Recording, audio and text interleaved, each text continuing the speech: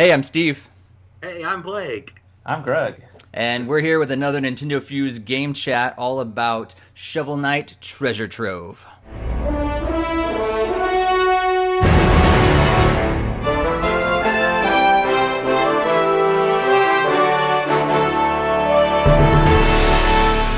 All right, so Shovel Knight Treasure Trove for the Nintendo Switch. This is a combination of the original Shovel Knight, but also the what they're now calling Shovel of Hope, and the Shovel Knight Plague of Shadows expansion, and the Shovel Knight Spectre of Torment expansion, and coming soon, the Shovel Knight King Knights campaign, and then eventually they're going to also add a battle mode also to this treasure trove. So a big bundle of all this Shovel Knight goodness.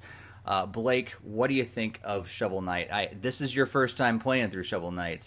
Greg and I have some history with it. This is your first Yeah. time. What do you think? Yeah, absolutely. Because I didn't pick it up for the 3DS and Wii U, so this was my first opportunity to kind of play through that experience and pick it up on the Switch. I actually did because Greg told me to pick it up, and so he's like, "You got to do it so we can have a chat about this." And I was like, "That sounds awesome! So let's do it." And so I picked it up, and I have absolutely loved it. I didn't know how much I was missing. I will say that because the feel of like the old school NES stuff for me and bringing up all that good memories and yet making it better. It's like if Miyamoto was able to like recreate Super Mario Brothers today and like just make it even better with all these other colors and all this other stuff. And it's like that's kind of amazing to me. So Yeah. just the Yacht Club, they really did an awesome thing with this, and so it brought all that nostalgia for me. But it also did so in a way that's really unique because I had never really experienced anything exactly like it as much as there's so many remembrances of Zelda 2 and Mega Man and DuckTales, throughout playing this and stuff. But it was like this is something new and amazing. So Cool. I have loved it. I will say that. Yeah. Awesome. Greg, you played it on Wii U before, and now you're playing it on Switch. What do you think? First of all, just kind of initial impressions this time around. Well, I mean, I can't really say that the graphics are a whole lot have changed since the Wii U version because obviously it's still on TV and everything. But I really do appreciate having it in handheld mode. I guess I kind of missed out in the 3DS way. I wasn't sure I'd like it on 3DS originally because of like how it has a smaller screen, and I wasn't quite sure how I'd use the Street Pass thing to begin with, so I kind of passed on that one.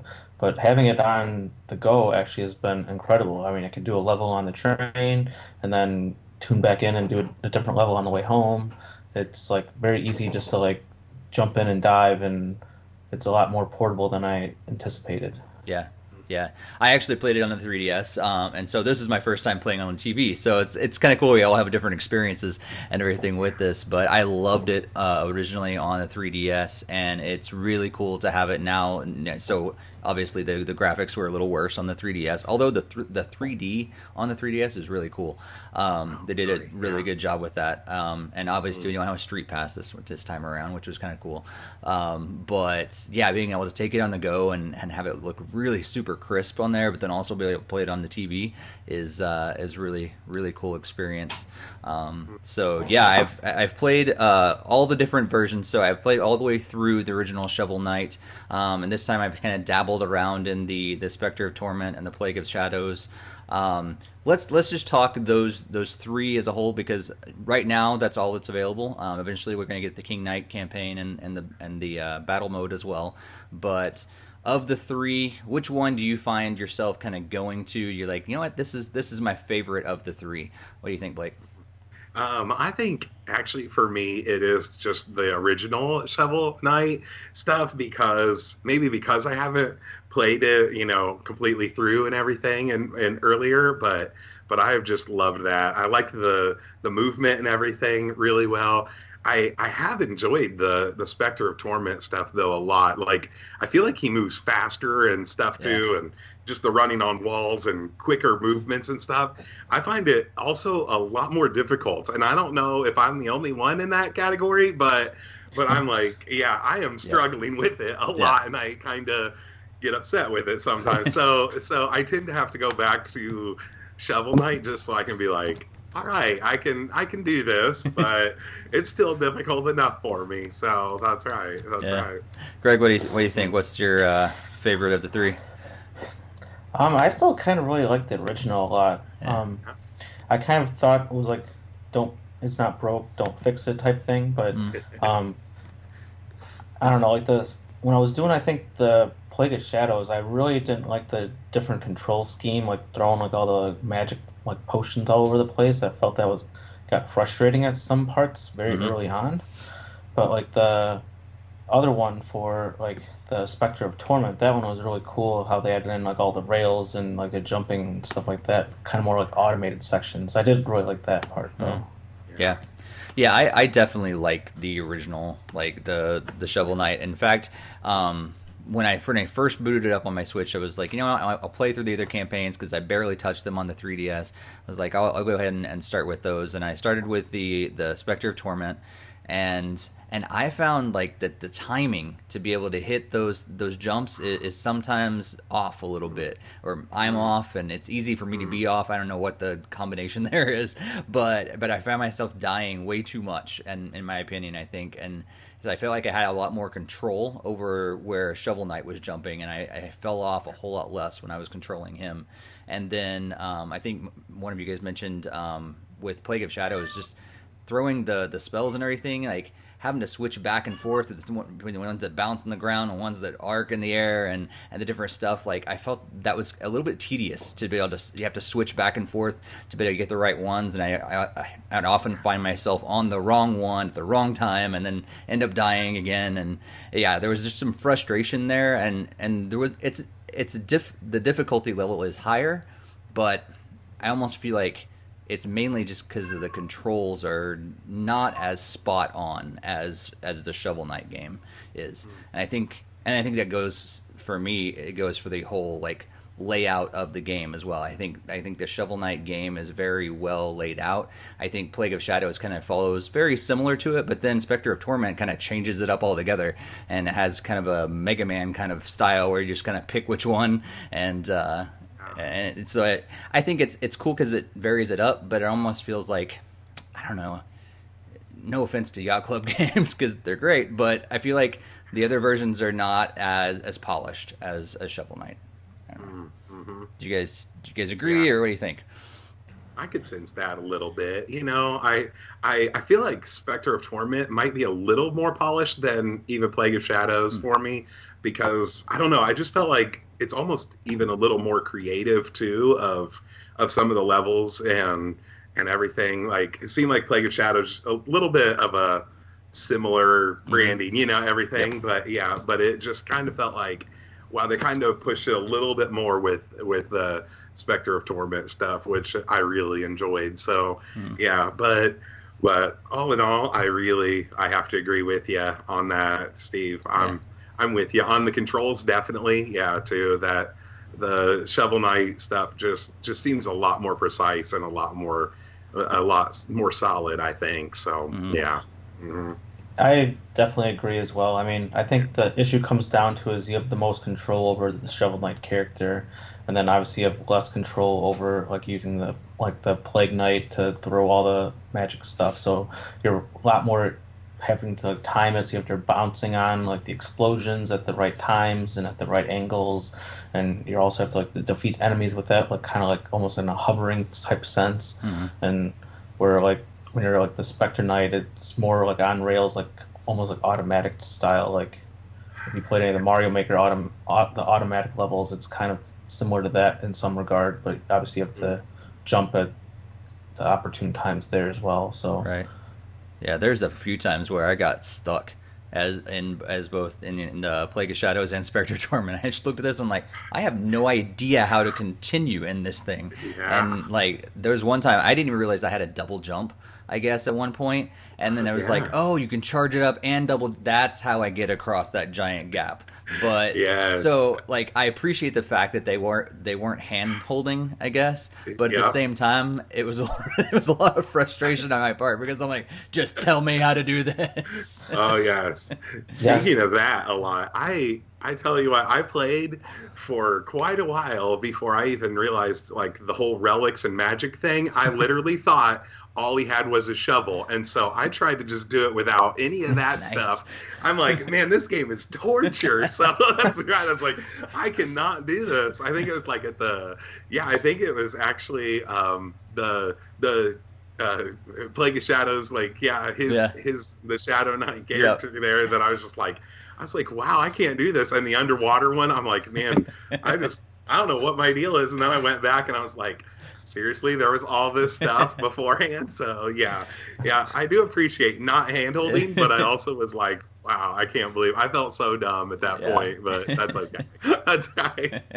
I can't say I share that experience. Right. I explored the Thanks, town Greg. and I explored the town and bought all the relics that I could, and then I was like, okay, now we're at the next level. I did upgrade all of my health because I did understand like you bought the health stuff from that guy. I was like, well, at least I had like life stuff growing here, you know. So and my magic was increasing. I didn't know why, but What I may use this for, but yeah, that's right. This magic meter does nothing. That's right. I was like, I don't know why I need to upgrade that. It's like, well, I do appreciate there are some times where I remember when going through the very first time where it feels very like Metroidvania kind of sort of thing where you get to certain parts and you're like, I can't get to that point yet. But I was like, there's going to be some point, like I know I'm going to get something where I can get there. I don't know what it is and when I'm going to get it. But when I do, I'm coming back and I'm going to get to that other part that I couldn't get to before. That's very true. And, that's right. And that was really It all cool, made sense then. I was like, wow, that's awesome. Yeah. So, Greg, I want to talk to you a little bit about the Wii U version compared to this one. I know from the 3DS version there was touchscreen controls and switching your relics and different things like that. Was that included in the Wii U version? Yes. I mean, it wasn't like mandatory because it was obviously just like a shared screen. So like you could display the inventory on the touchscreen and then you were able to just easily just switch over. Yeah. So I think that's kind of lost in the Switch version because you don't have a touchscreen when you're playing on the television. So. That's what I was gonna say because on the 3DS with it being right there, like your screen's being right there, it was so handy to be able to just tap whichever one I wanted. And now like it was painful for me to get used to switching over, like pulling up the menu, finding the right thing, switching over the thing, especially when I was like switching over the spells and Plague of Shadows. It was like, oh, this is crazy. Yeah, it like I don't know. And that sounds so much better too. Yeah, That's to right. be able to touch. Wow, you guys. I wish in some way they were able to enable, and you can fast switch using the ZL and ZR. But it was so much easier just to like tap the screen exactly which relic you wanted to use. That's kind of it's missing out on the Switch version. See, I didn't really get used to that because like with the Wii U, I've said it numerous times in the podcast that it's always mostly been in handheld mode. Mm-hmm. So like I rarely use the TV throughout the entire Wii U's life cycle. So I was just kind of used to like, okay, hit start. Which one do I want to use? Okay, Yeah. And then I mean, so it didn't feel terribly different to me. I didn't really miss that as much. One of the things that I did appreciate from the Switch version is they fixed the buttons.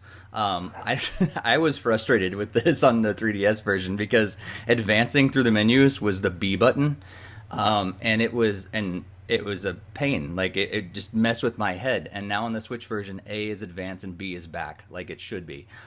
So if nothing else, I'm like very grateful that they fixed the way the buttons work on the menus. I completely forgot about that.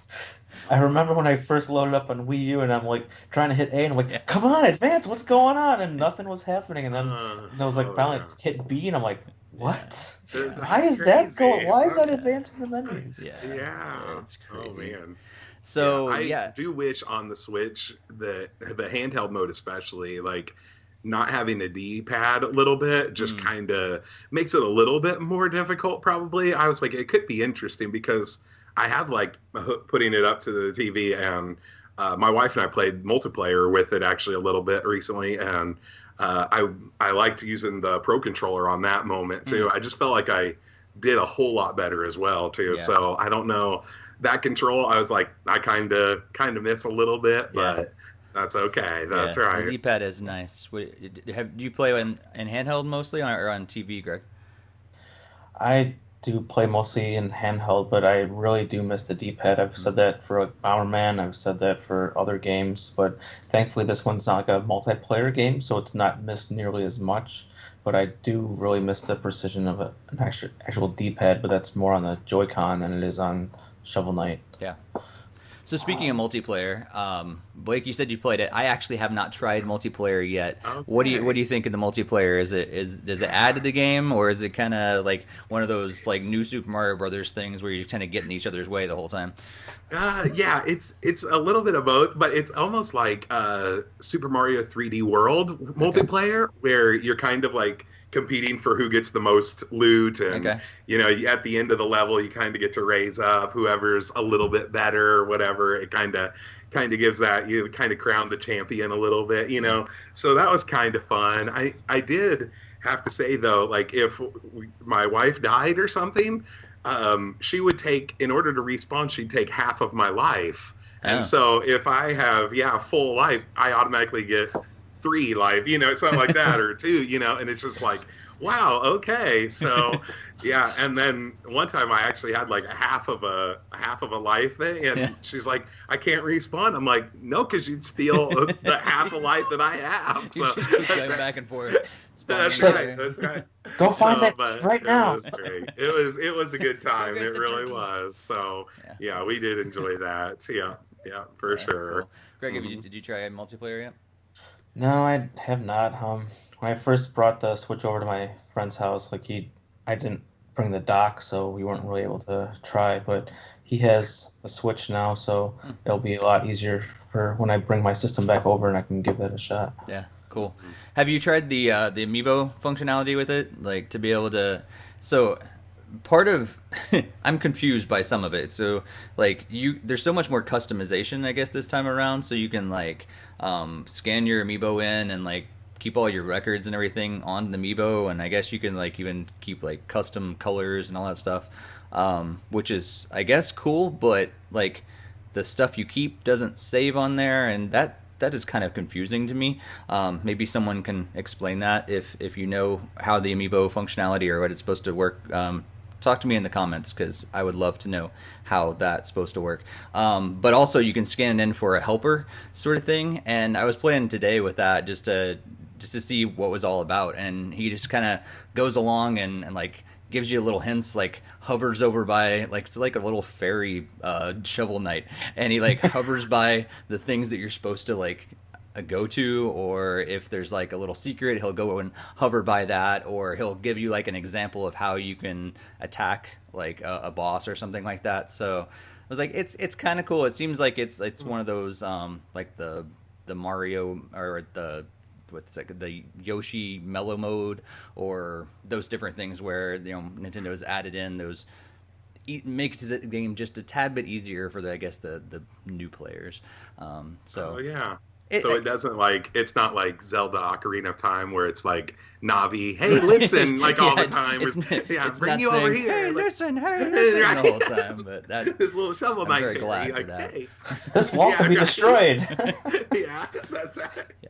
It's like, oh man, attack using the B button, not the A button. Right, exactly. That's right. That's what I figured it would tell me, like how to jump across those things. But no, it just just kind of hovers there. But I don't know. No, I didn't get a chance to scan it in. I totally forgot. I mean, I've had that one for, I guess, quite like at least a year now. So I never scanned it in yet. Yeah. Yeah, and I guess you can also change your. Have you messed around with the changing of the colors and the color palettes, and you can change from like male to female and all this different stuff too. So I guess it's cool. I don't really care either way. I mean, I'll play the game like the way it was actually made, but I guess it's cool they added in there for people that like that sort of thing. So. Yeah, I left all the default settings like for the most part. Yeah, I did too. Same thing when I play like Fire Emblem. I usually leave most of the stuff to default and just use my name. Yep. There Yep, Yeah. I got 3 profiles going. They're all called Steve. Just Yeah, the that's different right. games. That's it. That's right. Hmm. Pretty boring. Yeah. Huh? So, Cool. so yeah, in terms of the graphics, the feel of the game, we talked about how it really captures what that old school, NES, SNES sort of felt like. Blake, I'm wanting to hear a little more from you since this is kind of your first thing. Like Greg and I, we played this before. We know how cool it is, but Right. like stepping into it, what kind of feelings of nostalgia did you get? Oh yeah, yeah. I was just kind of trying to wrap my brain around all these different things that it reminded me of. So yeah, I think that's what it kind of like set it up better than other games that would come out looking like this, because it's kind of like let's take from all kinds of stuff, even the world. When you see the map and you're like Super Mario Brothers 3, right? It's just like, Yeah. oh, it's beautiful. Yeah, even like these random encounter things where you're fighting at those moments, I'm just like, oh, it's one of the greatest games of all time in my childhood. So yeah, it's just it really excites me, and yeah, I was kind of surprised how much I did enjoy that. I really was, and yeah, I'm excited about what they could do next, all the time. Yeah. I'm kind of like, yeah, where do you go from here? And I did watch our chat with Yacht Club people and everything, and I was like, I loved the whole like Super Mario 64, like Shovel Knight 64 stuff, and the fact that it shows up in things like Ukulele and everything. I'm like, this is really just, it's blowing up. It's like it's a Mario type of a game, really. And I think that really made me excited that we got it launch day on the Switch, that it was just, wow, we had this available to us. And yeah, I was excited about that. And once I got hold of it and played it, I was definitely glad I did. Yeah. Also, the music, if you think about just the creativity behind that, I mean, that brought back other memories for me too, because I was like, wow, this is just, it's so golden. I love this. So yeah, I just had to turn up the volume sometimes too, and listen to it. So yeah. That's how crazy I am. So I'm one of those guys. So no, it is great. Like I think on a recent podcast when Shovel Knight actually came out, Greg and Hassan and Barry and I were talking about how good the music was, how good of a game this really is. Like if it came out back on the classic systems, it would have been one of the best on that system. I feel like they just did a really good job with capturing it, but not only just capturing what it felt like, but taking it up a notch and just making a really good retro game. That's right. Yeah, definitely agree with all of that. One thing I did like kind of notice was, I don't know if like I've just gotten a lot better at playing, but I felt like the first time on Wii U I was like died a whole lot on the original Shovel Knight campaign, but when I was going through it on Switch, I was like, man, I can't believe I like haven't really died yet. Yeah. But I don't know if it's just because like I have vague like familiarity, like oh yeah, the Black Knight is gonna be attacking kind of like this, right? And so I don't know if it was something like that, or if it was just like maybe I've just advanced as better as a player because of how difficult it was back when it first came out.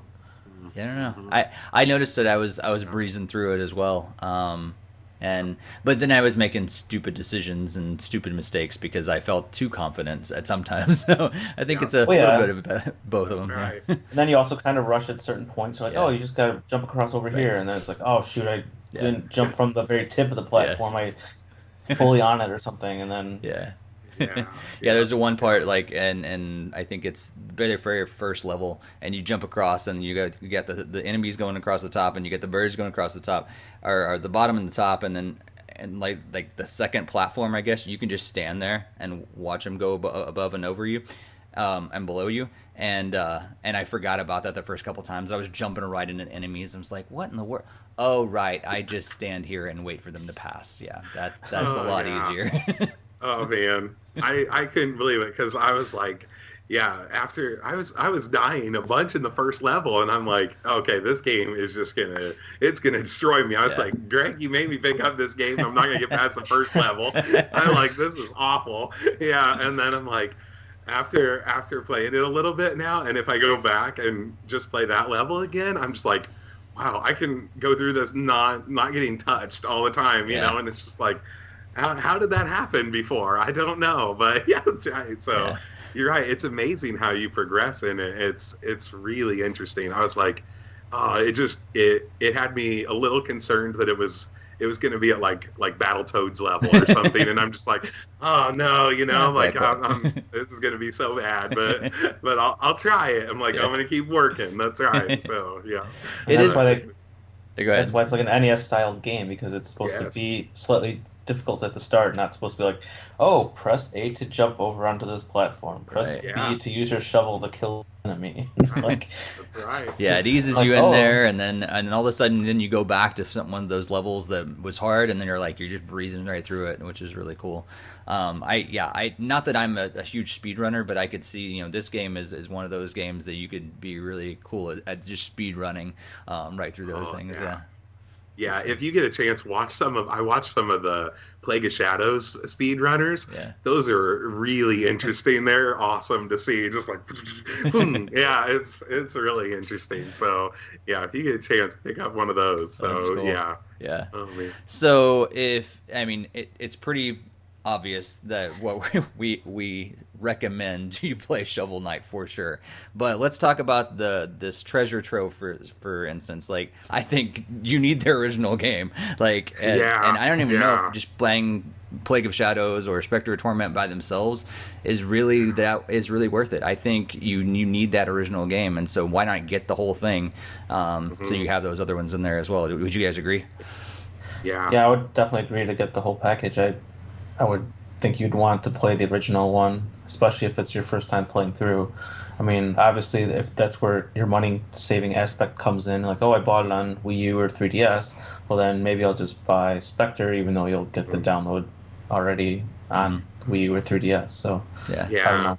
And I guess that's what they were probably thinking, but I also would have liked a physical copy, like, of all of them, like the Treasure Trove physical game. I was like, that would have been really cool too, but I was like, you know what, I can do it because I've never played it. But I also, honestly, like, what held me back was the fact that you did have to pay like $25 for what I thought, well, this is the first game, I've never played it before, I don't know if I'm going to like it, and we're going to just try this out.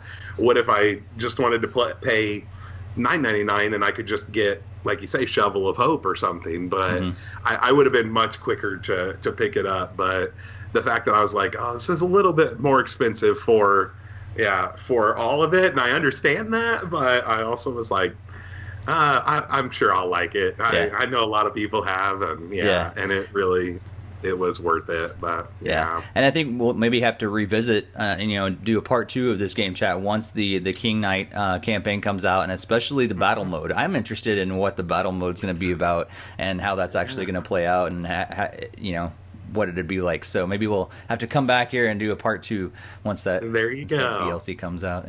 I almost wonder if it's gonna be like a Bomberman-esque, or maybe it's something similar to the Street Pass battles that I've never seen or watched or participated in. I don't know. But I don't know. Interesting. So definitely make sure, if you have not checked out the Yacht Club interview that we did on Industry Talk, check that out. It's a great interview where they dive into about the game and developing and everything. And I, like you said, Blake, I think they did an excellent job. It's great to hear what they're doing with expanding Shovel Knight and everything. But I can't wait to see what they do next with a brand new IP and just gonna taking that to the same level that they did with Shovel Knight. So it'd be great. They do really well at telling story too. I think the NES games, you didn't really have a lot of that. Right. It was pretty much like go play the game, and but there's a pretty good story flowing through there, and so I found that really interesting, and I like that. So I did too, and I forgot about it until I jumped back in. I was like, oh yeah, this is a good story. And I remember the first time I was playing through it on 3DS, I wanted to know what was happening next. I wasn't skipping through those dialogue scenes. I actually wanted to know, okay, what's going on with all these different knights, and what happened to the partner, and all this different stuff. And I was curious, like, oh, he's by a campfire and all this different stuff. I was like, how does it all play together? And that's right. And some of the dialogue, it makes you laugh too. I think that's kind of neat. It's like, wow, this cracks me up. I always remember that the lady that you're like, thanks, witch, for telling me all this stuff about. I'm not a witch. I'm not a witch. I was like, that's hilarious. Like, this is so much fun. For sure. Yeah. I've always liked that kind of stuff, the humor that people write in the games. I mean, obviously, I know they had a great time writing that stuff. They said that in industry talk as well. So, yeah. Cool. They even have like the cheat code where you can type in to replace the word night with like butt and everything else. That's right. Oh man. So yeah, it's pretty unanimous here. If you haven't played Shovel Knight, definitely pick it up. You can pick it up on your 3DS or Wii U, but it's a great game for your Switch as well. So if you're looking for another game to download on your Switch, maybe eventually, who knows? Maybe once a whole treasure trove comes out, maybe they'll do a physical copy with all of them. We'll see. But if you're looking for some good retro goodness, make sure you pick up Shovel Knight for sure. Do you guys have any other thoughts before we wrap up here? Not me. Yeah. I don't think I have anything else. All right, cool. Well, again, thank you so much for tuning into the NintendoFuse Game Chat, all about Shovel Knight Treasure Trove. If you have not subscribed to our YouTube channel, make sure you do subscribe. Hit that bell so you can be alerted every time we post a new video. And share your thoughts about Shovel Knight Treasure Trove in the comments below. We'd love to hear what you think of the game. And make sure you stay right here on NintendoFuse for news, reviews, interviews, and everything else that I can rhyme with ooze, I guess. Greg, Barry, thanks for joining me. All right, I just called you Barry, didn't I? Greg and Blake, sorry. That's all right. I'll try Barry's salute there a little bit. Greg and Blake, so thank you so much for joining us today, and we'll catch you next time.